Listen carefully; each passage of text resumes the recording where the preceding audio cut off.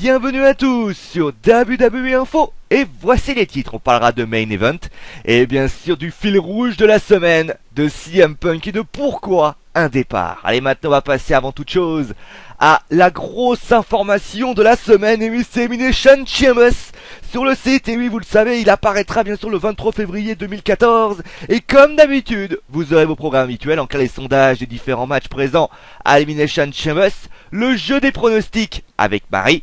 Et c'est là que vient la grosse nouveauté, puisque pour la première fois, vous pourrez vous exprimer en direct. Comment faire? C'est très simple.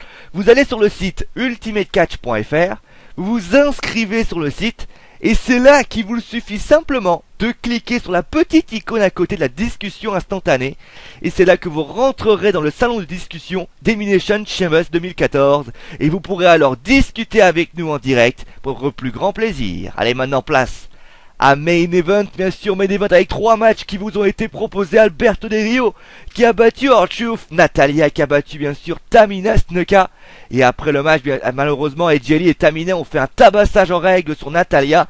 Il faudra que les Funkettes interviennent pour lui prêter main forte. Et dans le Main Event, Biggie Lansons et les Usos ont battu les 3MB. Allez, maintenant, il est difficile de parler bien sûr de Main Event sans l'interview hebdomadaire entre Michael Cole et Triple H. L'interview a débuté sur Brock Lesnar qui a exigé un match de championnat Raw ou un titre de Challenger, et Michael Cole lui a demandé pourquoi l'autorité lui a refusé.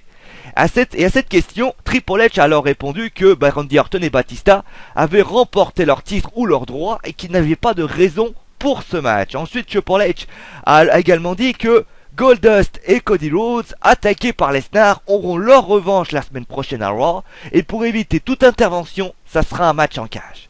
Ensuite, Michael Cole a alors demandé si le match à 6 à Raw opposant le Shield à Sheamus, Cena à Bryan était un stratagème pour protéger Randy Orton dans l'Elimination Chamber match, et Triple H a répondu à ce moment-là que Michael Cole pensait trop à la conspiration et qu'il ignorait ce qu'était qu'un Elimination Chamber match et la valeur de ce titre avant WrestleMania. Allez, maintenant on va passer à un homme qui secoue la WWE. C'est le pro des pailles bombes, bien sûr, c'est CM Punk, le feuilleton CM Punk continue.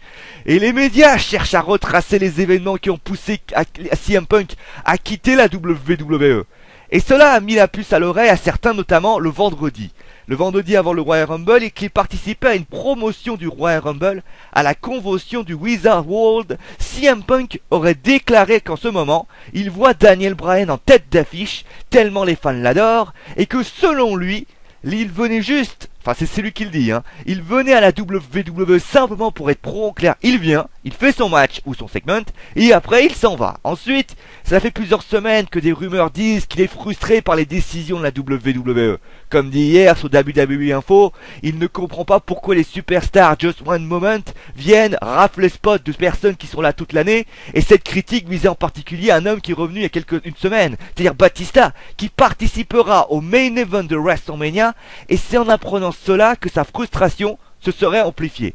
Et la goutte d'eau a alors fait déborder le vase. C'est ce qui s'est passé à Raw. Alors que les officiels avaient pour idée, soit de le faire parler de ce qui s'est passé au Royal Rumble, le chokeslam porté par Kane, ou alors tout simplement de faire un match qualificatif pour l'Elimination Chamber, mais entre lui et Cesaro, et malheureusement pour lui, il aurait perdu suite à une intervention de Kane. Et après ça, tout ceci aurait fait exploser parce qu'il aurait décidé de claquer la porte, parce qu'il ne pourrait plus participer au Main Event de WrestleMania, un Main Event qui y tenait vraiment. Et à noter que son contrat se termine bien sûr en juillet, cela corrobore peut-être également un départ, c'est que Punk n'a même pas été mentionné à Raw.